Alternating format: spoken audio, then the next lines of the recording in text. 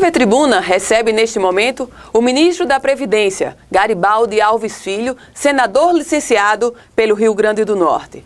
Ministro Garibaldi, obrigada por ter aceito esse convite para participar da entrevista da TV Tribuna. Começaria a nossa conversa, antes de enveredarmos pela política, conversa sobre o Ministério da Previdência. Quando o senhor assumiu, teve uma célebre frase, onde o senhor dizia que era um abacaxi que o senhor tem recebido, e aí eu pergunto agora, o senhor, em 2 anos de Ministério da Previdência, conseguiu descascar o abacaxi, ministro? Olha, Narrudo, meus cumprimentos a você e a todos os que estão vendo essa entrevista.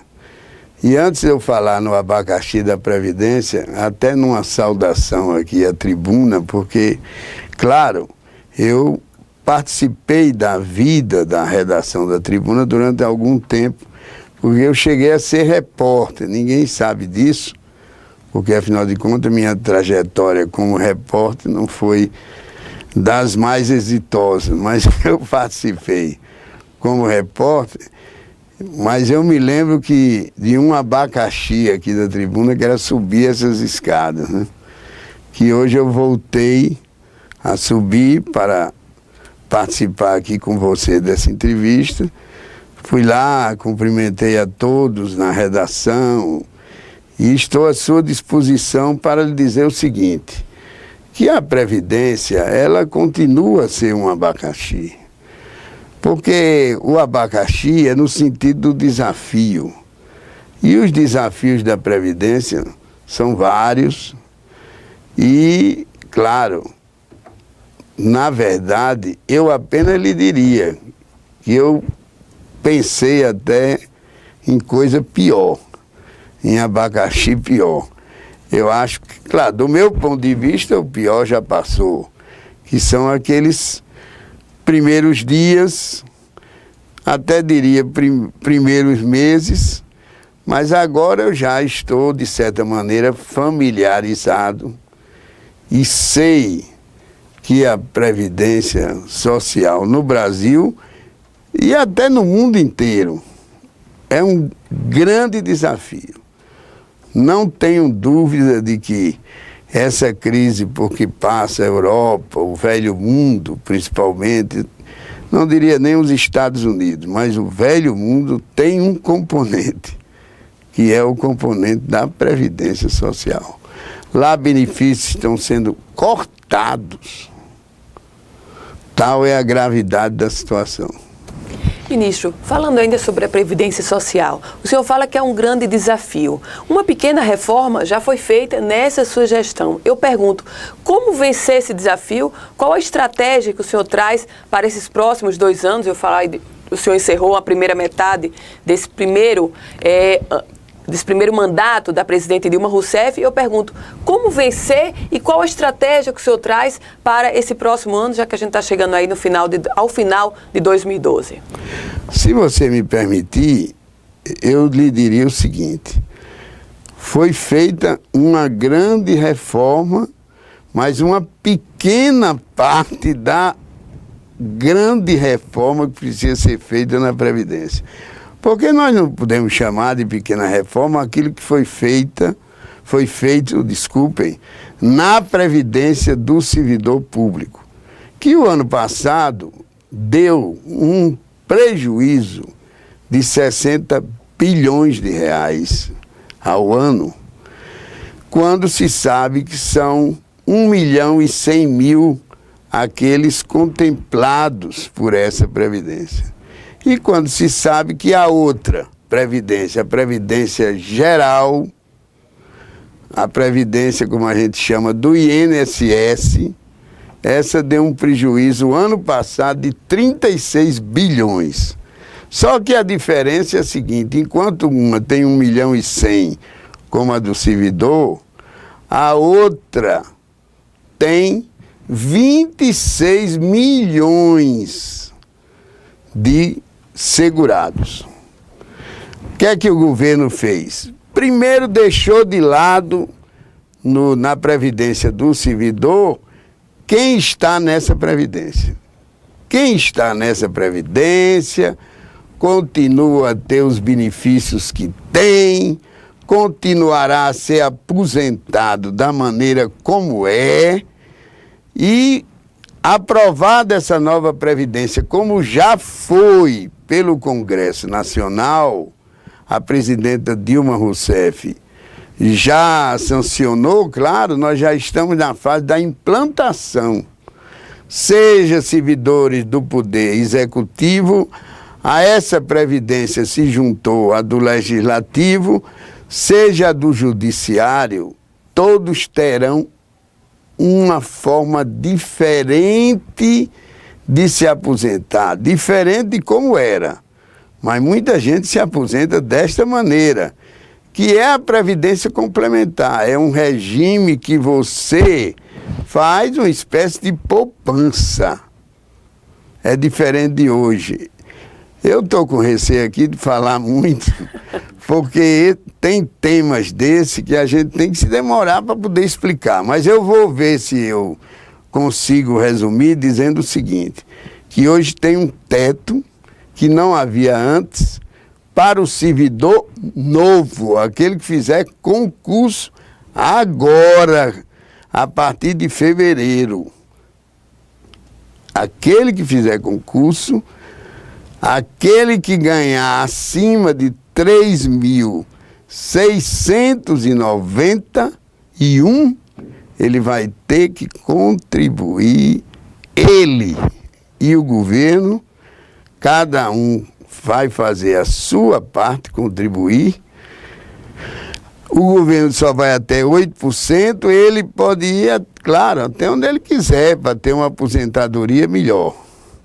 Essa reforma que foi feita e que a Previdência realmente deu um passo significativo. Agora, eu vou antecipar uma pergunta que você já me fez antes.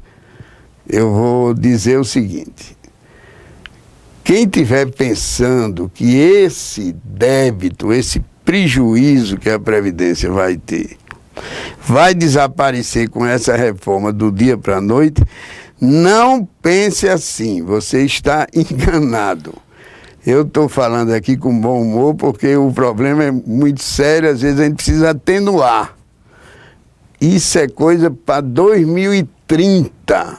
2030, porque vejam bem, agora o governo vai ficar pagando das duas formas. Da do velho, que continua, estou chamando de velho, mas do antigo servidor e do novo a partir de fevereiro. Então são duas. Ele tem que atender a duas solicitações, duas despesas. Ministro Garibaldi Filho, vamos entrar agora na política. Já? Já, o senhor não poderia passar por aqui sem a gente falar sobre política. Antes de enveredarmos por 2014, articulações, negociações, uma opinião. Qual a opinião do cidadão Garibaldi Filho sobre a gestão da governadora Rosalba Ciarline? Olha, antes de responder essa pergunta, eu queria dizer a você, só para você encerrou, mas eu gostaria até que você não tivesse encerrado, porque essa outra parte é mais espinhosa do ponto de vista político, é mais complicada. Mas já que você encerrou, manda quem pode, obedece quem tem juízo. É o meu caso aqui diante de você.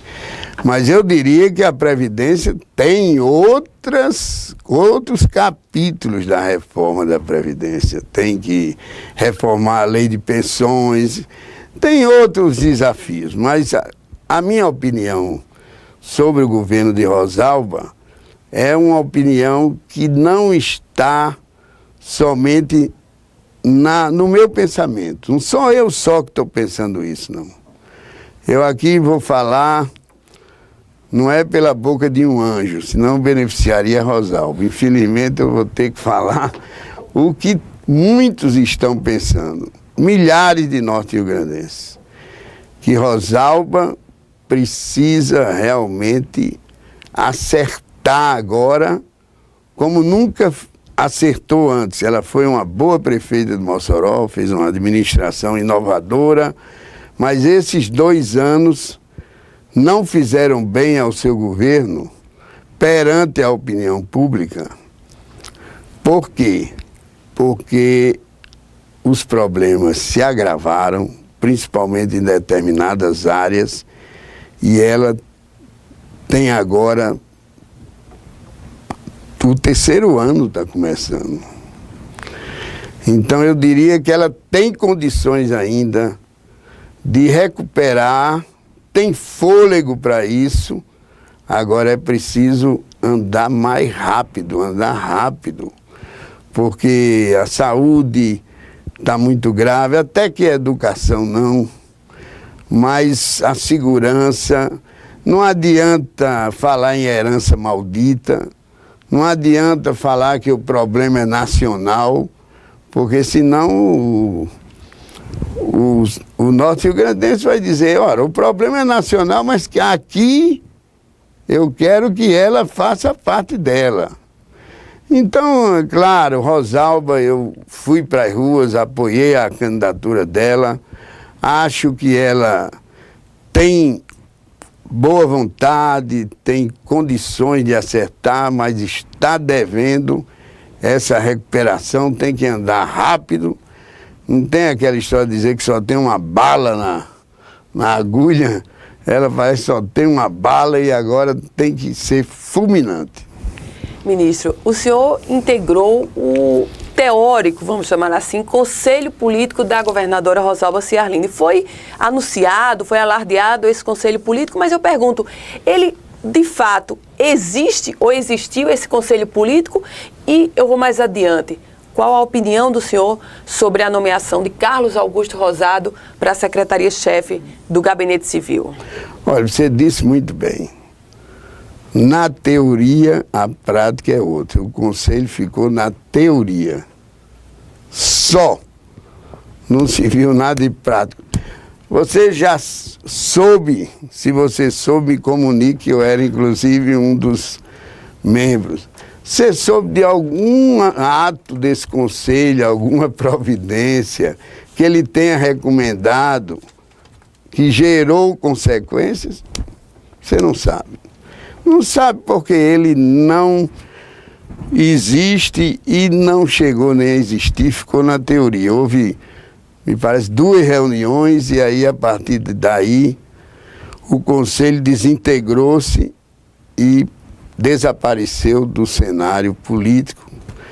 Quanto à nomeação de Carlos Augusto, antes dele ser nomeado, mas muito antes, eu fui abordado e disse: o melhor para Rosalba era nomear Carlos Augusto, porque ele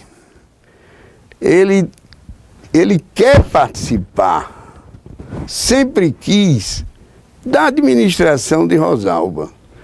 Ele não iria se conformar em não participar. Então, o melhor é que ele participe. Agora, o que está se esperando é que, a partir dessa participação, estou sendo redundante, que as coisas possam melhorar. É uma coisa que nós estávamos falando antes, né?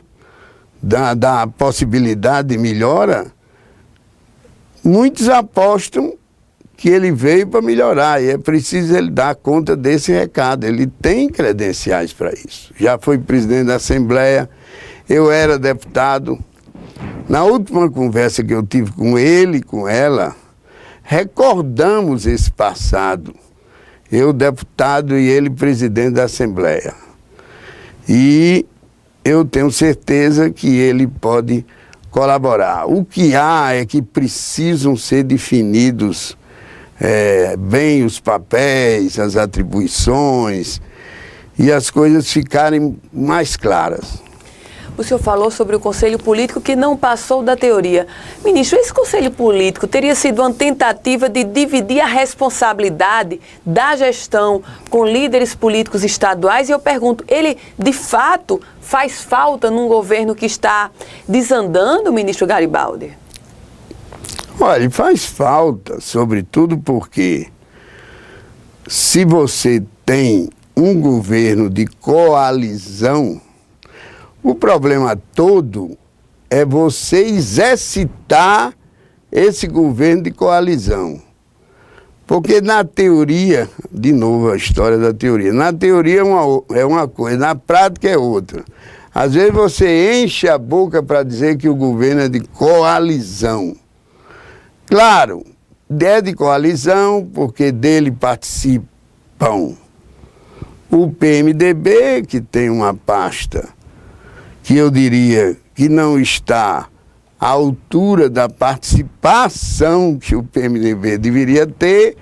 Por outro lado, o PR, o DEM, que é o próprio partido da governadora. Então, o que eu vejo é que era preciso uma maior integração. O governo é muito fechado, muito centralizador. E o principal núcleo do governo não atende a essas exigências de natureza política. Então o governo não é realmente esse governo de coalizão prometido. Ministro Garibaldi, o PMDB, muitos apostam que está prestes a romper com o governo Rosalba Ciarline. Qual a real situação do PMDB nesse momento em relação ao Executivo Potiguar? Olha, eu não posso falar assim sozinho pelo PMDB, apesar de ter uma delegação muito honrosa, que me foi dada não apenas pelos eleitores do PMDB, mas foi dada pelos eleitores de todos os partidos no Rio Grande do Norte, que me tornaram o senador mais votado da história desse estado. Eu aproveito aqui sempre para agradecer isso. Eu não recebi essa procuração de ser esse senador de 1 milhão de votos só do PMDB. Mas eu diria a você que realmente o PMDB poderá romper com o governo mais cedo do que muitos pensam. Porque, veja bem, sempre que se fala em rompimento político, aí aqueles que são muito voltados para a política, gostam de dar conselhos, dizem isso. A sabedoria acaciana da política, dizem: ninguém rompe com o governo no começo, ninguém rompe com o governo no meio, e ninguém, aí não rompe, porque não rompe no fim. Nós estamos no meio, mas nós estamos esperando ainda por uma resposta, porque nós vamos ouvir, realmente nós vamos ter que ouvir, claro, vereadores, vice-prefeito, prefeito, deputados, presidente de diretórios, todos haverão de ser ouvidos para que se tenha uma decisão, porque se diz muito que o PMDB não democratiza as suas atitudes. É preciso que se ouça para que se tenha uma decisão democrática. Eu diria que o PMDB está para estar sintonizado com o sentimento do povo do Rio Grande do Norte. O PMDB está esperando que o governo melhore realmente. Ministro Garibaldi Filho, muito se fala sobre 2014. Eu pergunto ao senhor, lhe seduz a possibilidade de voltar a disputar o governo do Estado? De maneira nenhuma. Não é porque eu tenha más recordações do governo. Eu tenho boas recordações do governo, mas o que acontece é que eu sei que ser governador não é fácil. Eu até diria, em benefício de Rosalba agora, que ser governador ou governadora, quanto faz o gênero, não é fácil. Não é fácil, principalmente numa época dessa. Há pouco tempo a gente conversava aqui com Ricardo Alves e se falava do poder dessa rede social, dessas redes sociais hoje, e já conversei com Rosalba sobre isso. Uma coisa era a fiscalização que o governo recebia antes, outra coisa que o governo recebe agora. A representatividade da Assembleia existe, do Poder Legislativo existe, mas há uma concorrência muito grande da imprensa, da rede social, dos canais abertos pela internet para que se fiscalize o governo. Então, realmente a minha conclusão é que eu gostaria de evitar essa cobrança, né? Eu acho que na minha vida política eu já fui cobrado demais. Há pouco tempo você dizia que eu tinha assumido um abacaxi quando assumi a Previdência, que eu mesmo falei. O senhor mesmo falou, exatamente. E agora, é muito honroso governar o Rio Grande do Norte. Foi muito honroso para mim governá-lo durante quase 8 anos. Mas agora não. Agora eu acho que essa honra deve ser repassada a outros norte-riograndenses que tenham, como eu, essa vocação de servir. Tenham espírito público e tenham disposição para fazer face a esse novo contexto do que significa governar. Ministro, há pouco o senhor falou que o PMDB poderá romper mais cedo do que muitos pensam com o governo Rosalba Ciarline. Se nós projetarmos 2014, há uma proximidade entre o PMDB com o vice-governador Robson Faria, que já está rompido com o governo e já planeja ser candidato a governador em 2014, ministro? Olha, o caso de Robson foi de um ineditismo total e absoluto, porque eu não sei nem, se conta nos dedos, parece, quando ele rompeu, os meses que ele rompeu, foi antes de um ano. Menos de 6 meses. Menos de 6 meses. Bem, mas eu não estou aqui para falar sobre isso, porque cabe a Robson, cabe à governadora, não tenho como me deter sobre isso. Quando eu disse que poderia romper antes, é diante daquela expectativa da matreirice política, que a gente às vezes deve deixar de lado, de que partido nenhum rompe com o governo no começo. E um exemplo é o partido... Pronto, agora você citou um exemplo, eu não vou entrar no mérito, mas aconteceu. O vice-governador rompeu com a governadora antes de 6 meses. Quer dizer, aquilo que se diz matreiramente, que não deve ser, que hoje os tempos são outros, né? O que interessa é que o governo possa evitar esse rompimento. O que está acontecendo é que eu fui chamado para uma conversa, a conversa foi muito franca, foi muito sincera, foi muito cordial, mas e depois disso? Né? Você espera consequência, você espera que se diga, olha, você disse aquilo naquela conversa e nós passamos a adotar aquilo que você falou. Quer dizer, você precisa ser mais ouvido. Você no caso, estou me referindo ao PMDB. Estou me referindo a mim, que conversei com eles, porque Henrique Eduardo Alves é quem é o presidente do partido. Mas ele mesmo me deu uma delegação para ir conversar com eles e eu fui. E eu tenho, agora eu falo como Henrique, parece até que o mais paciente é até Henrique. Nesse episódio parece que Henrique está usando inesgotáveis reservas de paciência, que ele está muito paciente, parece que o impaciente sou eu. Quando a gente sabe que, pergunta aí a qualquer Alves, qualquer pessoa que conheça bem Henrique, você vai ver que eu sou muito mais paciente que ele. Eu acho, claro, quem tem que se pôr à frente nisso, à frente disso é o presidente do partido, porque vai, se houver uma manifestação, é uma manifestação partidária. E ele é que é o presidente do partido. Então ele é quem deve coordenar a mobilização para isso, ouvir quem deve ser ouvido, para que também não se tome uma decisão precipitada. Eu seria o último No meu caso, fui eu que apoiei Rosalba na primeira hora, não foi na última hora.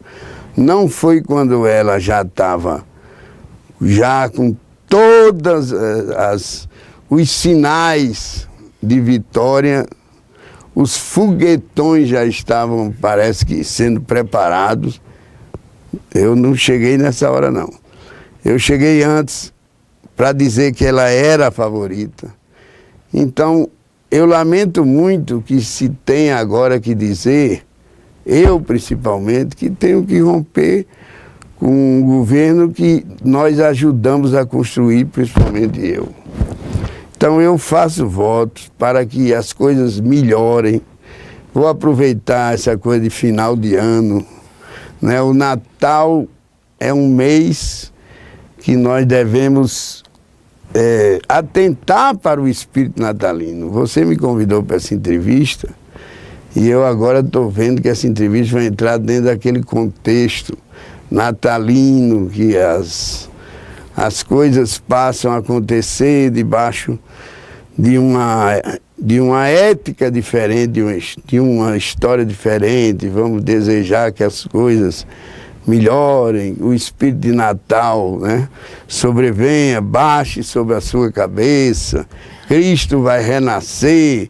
Então que o governo renasça, possa renascer nesse Natal, as coisas melhorem. Isso é melhor para o Rio Grande do Norte.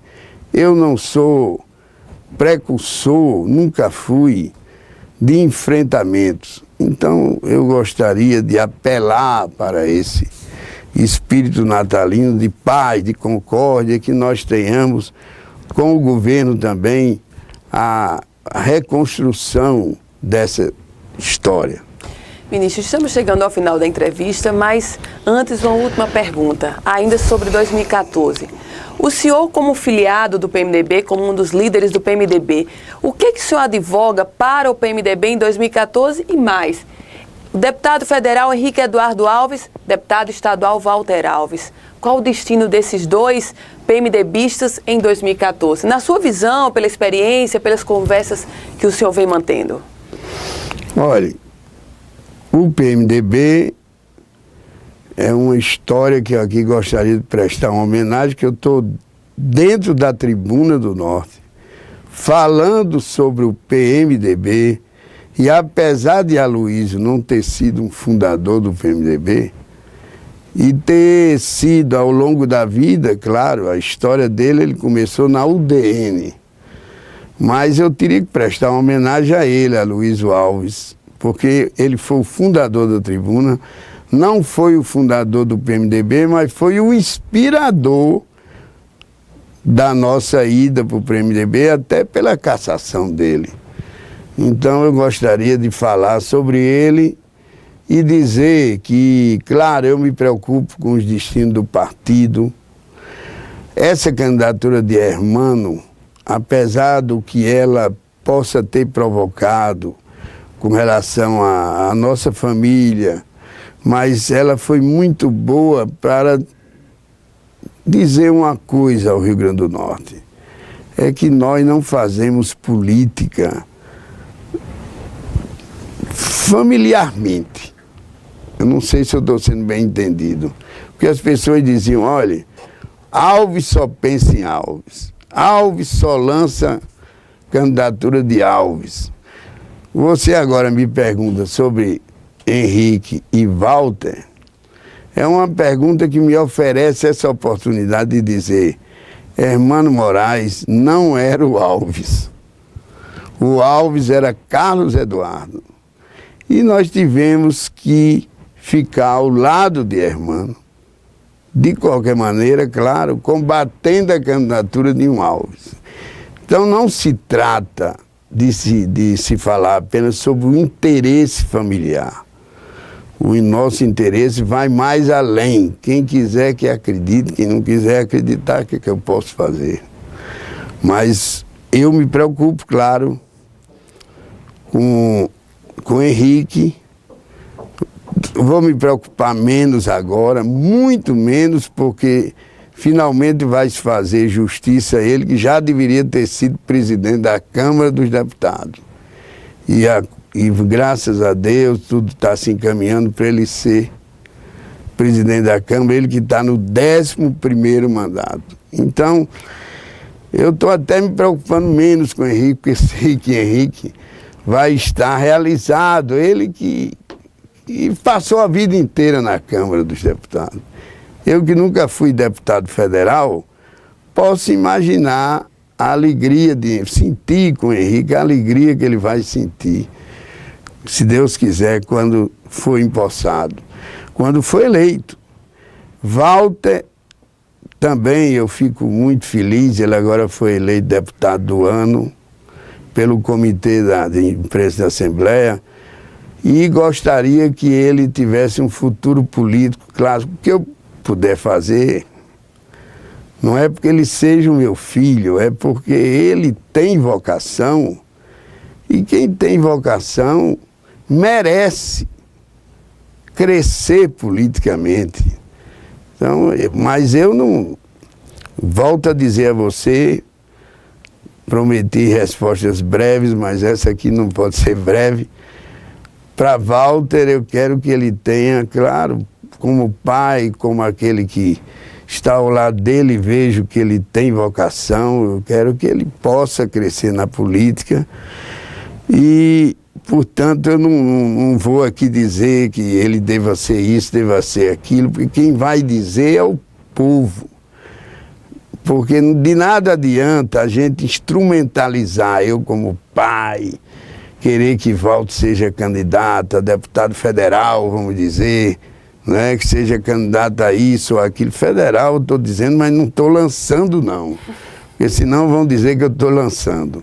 Eu não estou lançando candidatura. Eu estou desejando aqui o melhor para ele. Agora, o que adianta? Se eu, em última análise, queira ou não, é o eleitorado, é a opinião pública, é o povo que vai eleger.